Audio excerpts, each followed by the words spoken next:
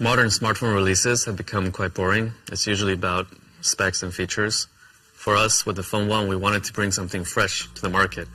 We started off with a modern smartphone as a canvas to build upon, but then we really did something interesting on the back. We call it the Glyph interface.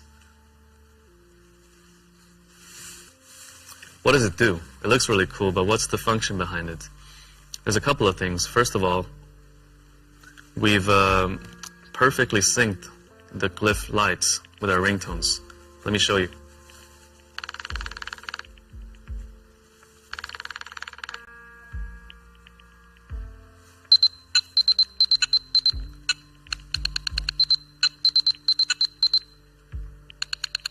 That's a Morse code. Do you know what it is for?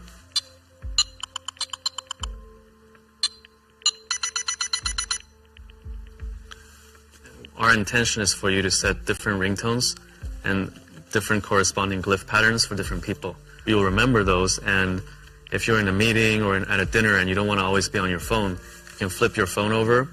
It will turn all your ringtones to silent, and the glyph combinations will tell you who's trying to call you. So it's like a visual dialer or a visual ringtone almost. Another feature we have here is that all the glyphs are next to the functional areas of the phone. So this one is next to the charging port. As you're charging your phone, this becomes like a progress bar to show how much you've charged. The one here in the middle is next to the wireless charging coil, so when you're charging or reverse charging something, this will light up to indicate that it's being in use.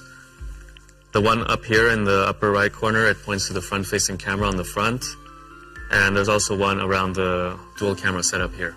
This is the start, and we're building more features on top of the Glyph interface, and we look forward to work with our community to see where we can go with this. Something else that's really important for us is how it feels in the hand, like the experience of the product, right? Because we're using our smartphone for hours and hours a day, we wanted the experience to be premium. The front and back are Gorilla Glass 5, and the bezels are made up of 100% recycled aluminum. So nowhere where you touch the phone do you have plastic. For us, sustainability has been important ever since the beginning. But it's not something that you should talk a lot about. For us, it's more about taking the actions and stating the facts. So what have we actually done on the product, right? Apart from the mid-frame, that's 100% recycled aluminum, more than 50% of the plastics used in the Phone 1 are bioplastics or recycled plastics, and 100% of the tin used for soldering is also recycled. We're the only ones, as far as we know, in this industry that's doing this. The first reaction I had to the Phone 1 when I first held it in my hand was, wow, this is really light. And when I've been showing this to friends, that's also their first reaction, because in the past year or so, I've been using the iPhone. And the iPhone is really heavy because it comes with a steel frame, whereas the Phone 1 comes with an aluminum frame. So that's the main difference. Another really core part of the experience for a smartphone is the OS. I don't really get why some Android brands would really put a heavy skin on top of Android. It slows everything down, and I like the Android design. I think there's a lot of good default Android apps, so let's not replace them with our own. Instead, let's focus our time and effort on things that, like incremental value that we can add to users. Our vision is a world without barriers between people and technology, and where you can use your smartphone as a hub for your entire digital life.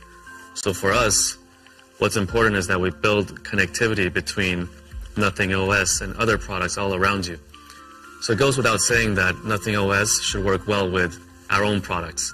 Actually, we only have one product on the market, which is the Ear 1. So in the quick settings of Nothing OS, you're going to have quick setting controls for your Ear 1. You can change the noise cancellation mode, you can connect it, disconnect it, etc.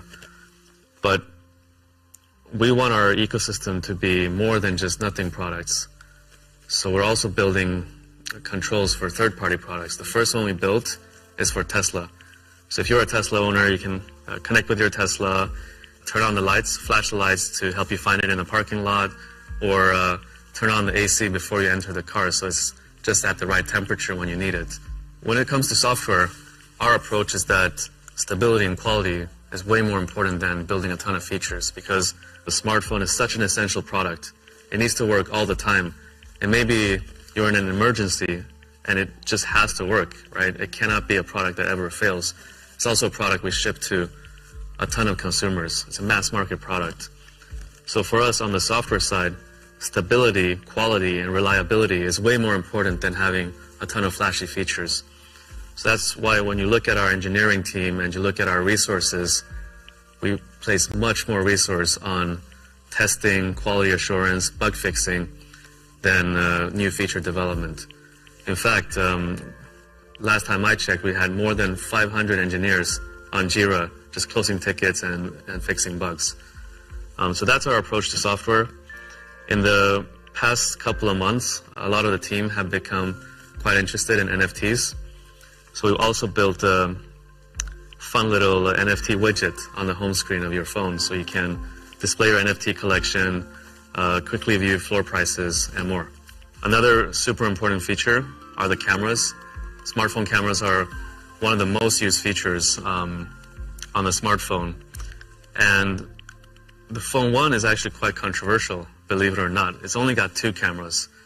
You might have seen that a lot of modern smartphones have 3 cameras or 4 cameras. But actually, the amount of cameras is not what makes the photo quality good. In fact, a lot of these brands, they have maybe 1 good camera, and they put 3 kind of cheap cameras, just to make you believe it's an advanced 4-camera system. But in reality, like after you buy the product and you start using the other 3 cameras and you're not that satisfied with the photo quality, I think that really erodes the trust. Maybe it's good for initial sales, but really erodes trust in the brand for the long run. So for us, we kept it simple, no bullshit. 2 cameras, both are really solid, 50 megapixel sensors. The main camera is a Sony IMX766, used in a lot of flagship Android phones today, and we also added OIS and EIS for that additional secondary sensor. We went with an ultra-wide, so you can capture more of the scene. It's the Samsung JN1, also a really good sensor, and it has a 114-degree field of view. In fact, instead of telling you all about the technology behind it, the AI and all that stuff, let's just show you, right? And you know, in a lot of these smartphone keynotes, these smartphone brands would hire professional photographers.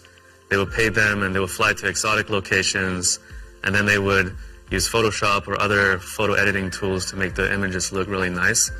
But the problem is, never in 100 years are you going to be able to take those photos if you buy that product. So instead of doing that, we thought, hey, why don't we just give the phone to our community, our friends, have them take some photos in London. Let's upload the photos so you can download them. They're unedited, you can zoom in, and you get a real sense of the images that you're going to be able to take with our product. Apart from photos, the modern smartphone is able to take really good videos. So the Phone 1 lets you capture 4K videos. We also built this fun little thing on the back where when you're recording a video, there's a red LED light that's blinking. Pretty cool, huh? By the way, what do you think about the quality of this keynote so far? In fact, it's been taken on the Phone 1.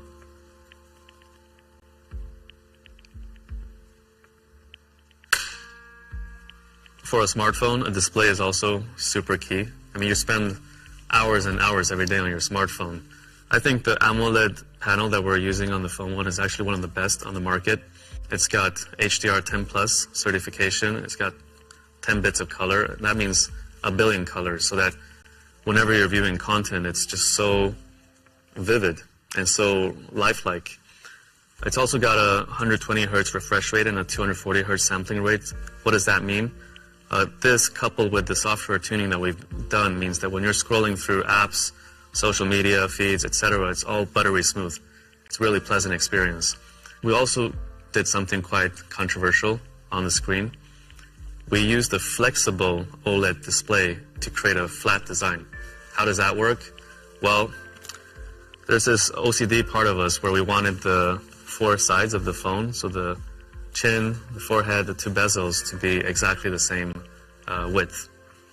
And usually on Android phones, the chin is a bit bigger than the other parts because on OLED displays there's these connector ribbons that connects the screen to the motherboard that take up the additional space. So by opting for a flexible OLED, we were able to bend it over to the back, the chin part. It's on the back and hidden. And that's how we accomplished the symmetrical bezels. But the problem is this costs almost double. Like a flexible OLED display costs almost double that of a regular OLED display. And again, this is a decision that we can't possibly justify with data. Like if we opt for this display and pay almost double for the screen, are we going to get X amount of better commercial performance on the phone? Don't know. But at the end of the day, we need to create products that we're really proud of, that we like to use ourselves and also are proud to share with our friends and family. And that's just what we did with the display on the Phone 1. Let's talk about performance. Mobile processors have improved a lot over the past couple of years. So with the Phone 1, we didn't want to go for the latest and greatest on paper. Instead, we wanted to choose a really reliable and solid processor.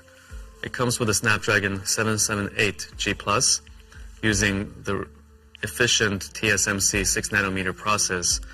It balances battery life, reliability, and performance. And on performance, I'm actually playing Diablo Immortal quite often these days, and even on the highest graphics settings, it doesn't lag. In terms of battery, what's important is that it can comfortably last more than a day. So the Phone 1 comes with a 4,500 milliampere battery. It's got 33 watts of wired charging. It takes around 1 hour to fully charge. It's got 15 watts of wireless charging and 5 watts of reverse wireless charging. So that's about it. Let's go get some fresh air.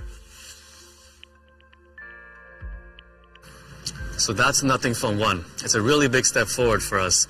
It's got this unique Glyph interface on the back, but more importantly, it's just a really well-balanced smartphone with everything from the build quality to the performance to the cameras. Oh, and it also comes in black. Prices start at $399, and the first time you're going to be able to try it and buy it for yourself is on the 16th of July at our kiosk in Covent Garden. General release is on the 21st of July, where you're going to be able to buy it on Nothing.tech, as well as across all our partners. We've arrived at our office now. Today we're actually doing a little event where we've invited our friends